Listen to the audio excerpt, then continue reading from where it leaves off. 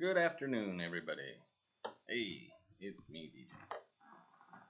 Alright, so today we have a class. It was kind of requested after our class on dreams.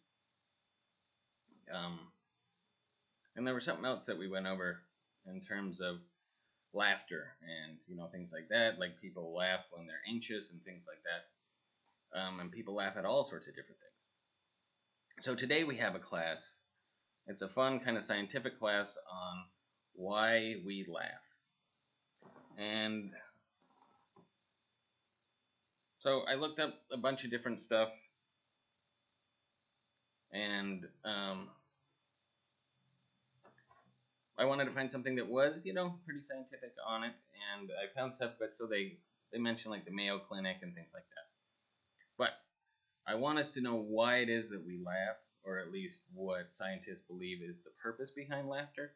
If you notice, some people say that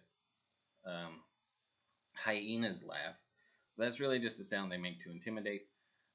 Animals don't really laugh. Birds don't laugh. I think there was one time I saw my dog laugh, but that's just a projection of mine, I think. But animals don't really laugh. It's very centered. It's very human-centered thing to do is to laugh. And so, what are the reasons for this? Why would we do such a thing? So here's the article. It says last week we talked about and luckily we didn't go over this, but our love of sugar, and I explained some of the reasons why humans develop certain traits that seem contrary to our survival, which liking sugar is contrary to our survival because ultimately it's poison and it will kill you. Well, if you eat too much of it, it's just the truth. It causes all sorts of things. Also, just so you know, everybody, they're testing the alarm system, so if you hear any alarms, that's why. It shouldn't go on for very long, though. So this week I thought we'd dig into why we develop some traits that aren't so much contrary to our survival, but many seem unnecessary. Specifically, why do we laugh? So people from all cultures laugh, although we may laugh at different things. I once interviewed for a job in the Netherlands, and some of my jokes landed. In the Netherlands, and none of my jokes landed. So jokes are pretty particular to times and places as to what's funny and what isn't funny. So, and I didn't get the job. So I was wrong. So it says apes also laugh. We know this because there are scientists whose job it is to tickle animals. I'm not even kidding. What a life. Just to tickle animals. So, apes, which are, of course, we are descendants of apes, as many other things, but, most closely related we are to the apes. And they do laugh, so I was wrong. I'll take it back. But most animals, that's one specific. So humans start laughing as early as 3 months into life, even before we can speak. This is true even for babies who are deaf or blind. Peekaboo, it turns out, is a particularly a global crowd pleaser. And we know this because studying baby laughter is an actual job too. Yes, people do study babies laughing. It's good to know, and we all do. And it's a weird thing. I think it's just like a natural thing. I don't think peekaboo anybody specifically made it up. They might have come up with the name peekaboo, but I think all of us do the ooh doo doo baby. I'm gonna make you laugh. And it's just kind of a natural thing. So why do we laugh? Here are a few scientific reasons why it is we laugh. Laughter clearly serves as a social function.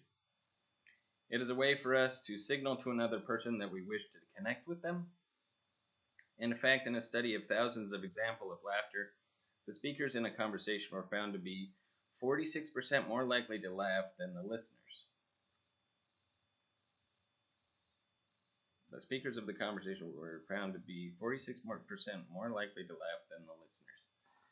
I think unless you're a stand-up comedian, that's pretty standard. So, if you're pretty funny and you can pump that up to over 50%, then you're a funny guy or lady. We're also 30 times more likely to laugh in a group.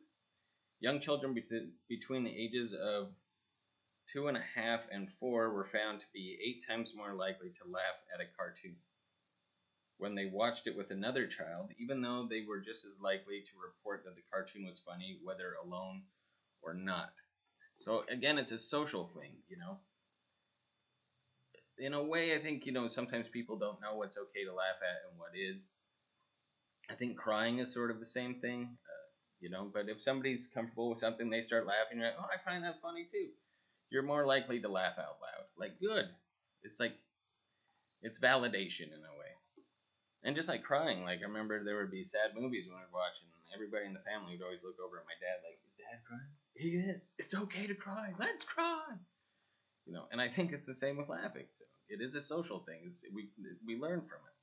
It's a social cue.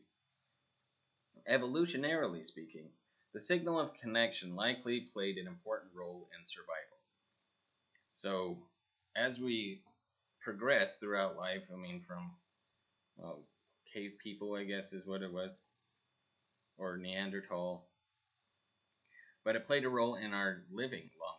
So upon meeting a stranger, we want to know what are your intentions with me, and who else are you aligned with.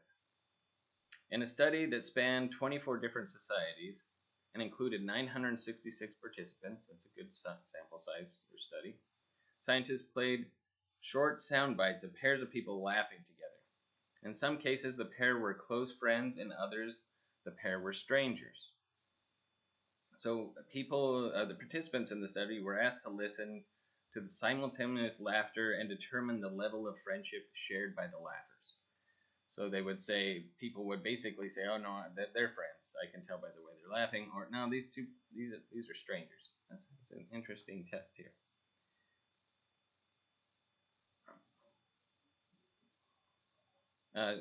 So using only the sound of the laughter as cues, they could reliably tell the difference between people who had just met and those who were longtime friends.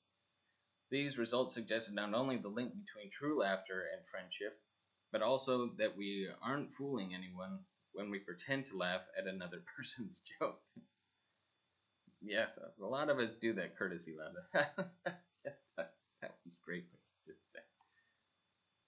That person's dumb. Which is terrible to say. See, I'm laughing right now just thinking about how many times I don't really fake laugh that often. I'll try to help him out and try to make it funny.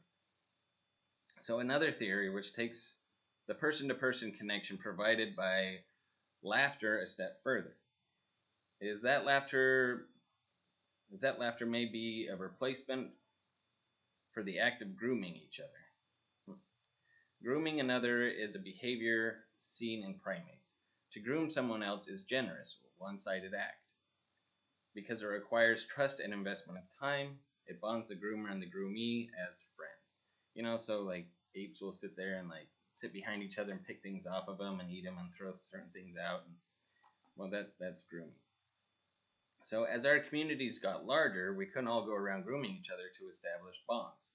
So this is no longer our preferred method of exhibiting an offer of friendship. And that's probably a good thing. It's a good thing. Hey, let me get this off of you. Let me groom you real fast. A lot of people don't like that at all. But laughter, like the commitment offered through grooming, is also hard to fake. It is. At least without being obvious. And, unlike grooming, it can be done in a large group and gives a more immediate impression. When we genuinely laugh, we signal that we are comfortable and feel like we belong. So, we've all been in those situations, and most of the time, people don't laugh ungenerously. Most of the time, it's genuine laughter, and people really have a good time. Sometimes, people do fake laugh, but it really is a hard thing to fake. So, and lastly, this is the last part. According to the Mayo Clinic, there are also a multitude of physical health benefits to laughter. Laughter can increase your oxygen intake, which can in turn stimulate your heart, lungs, and muscles. Laughing further releases endorphins, the feel-good chemicals our bodies produce to make us feel happy, and even relieve pain or stress. The act of increasing and then decreasing our heart rate and blood pressure through laughter is also ultimately calming and tension relieving. Laughter can even boost our immune system, responds through the release of stress and illness reducing neuropeptides. So think of the movie, I don't know if you've seen it, Patch Adams with Robin Williams, but laughing is a kind of healing. It can be used to heal people. So laughter signals cooperation, a key aspect of human survival, and promotes a healthier body to boot. That's the excuse. That's the best excuse I've heard to make sure to make the time to enjoy a few laughs over dinner and drinks with friends. Well, that's the way they like to get their game on. Anyway, so be happy, go out there, laugh, and make other people laugh, because you'll be making yourself healthier and other people. It's almost like you're a doctor, your own Patch Adams. Anyway, have a good one, yo. I will see you later.